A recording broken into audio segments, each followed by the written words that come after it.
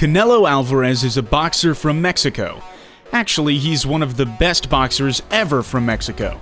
Actually, he's one of the best boxers to ever exist. He's not just a superstar, he's not just a 4-division champion, he's a living legend.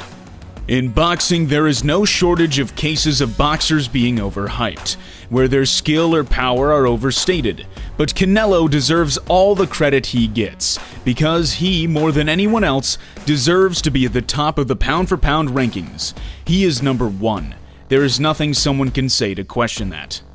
The changes and improvements made by Canelo and his team since losing to Floyd Mayweather over 7 years ago will go down as one of the most dramatic and emphatic changes in a boxer's technical ability we've ever seen. Sure, Canelo always had head movement, but now he's the best at it. Sure, Canelo always counterpunched, but now he's the best at it. He's simply the best. But why? Why is this boxer so good? What makes him so good, and can he be beat? There are a number of things. Right now, at 30 years old, Canelo is at the absolute summit of his physical strength. He will never be stronger or more powerful than he is now at this very moment. For the last 15 years, Canelo has been boxing grown adults in professional boxing. That's why his record, 59 fights, is a record that makes him look like a boxer from the 1900s. In 3 fights, he will have fought more times than the legendary Muhammad Ali. This is something you just don't see in this day and age. For a boxer to have that many fights will only work in their favor, as that amount of experience is invaluable when it comes to fighting different styles in the ring.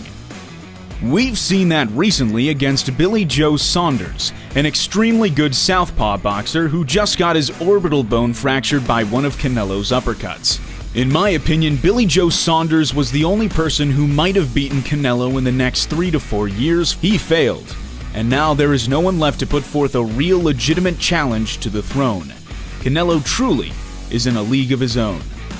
Boxing lore will tell you that any man can be beaten on any given night, but Canelo might be the exception to the rule. If an opponent challenges Canelo with power, he will lose because Canelo's defense and durability is too much for any amount of power. If an opponent challenges Canelo with skill, he will lose because Canelo's power and offense is too great. It's not that Canelo is good at any one thing, it's that he's good at everything. If you had to craft the perfect boxer, it would be Canelo Alvarez.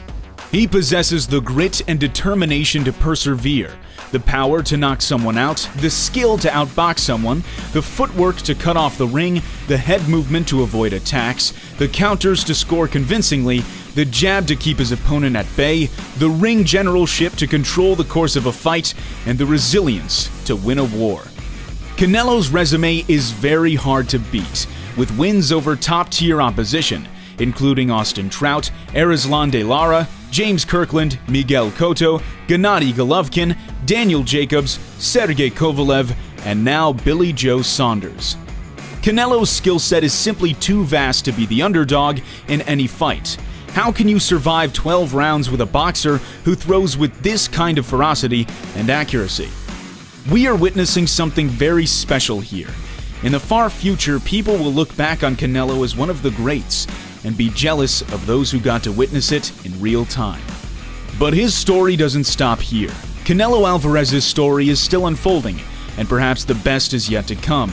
Maybe he's yet to meet his rival, or perhaps he's already met him, and it's easy cruising from here on out. You never know what's around the corner, as the future often differs from prediction.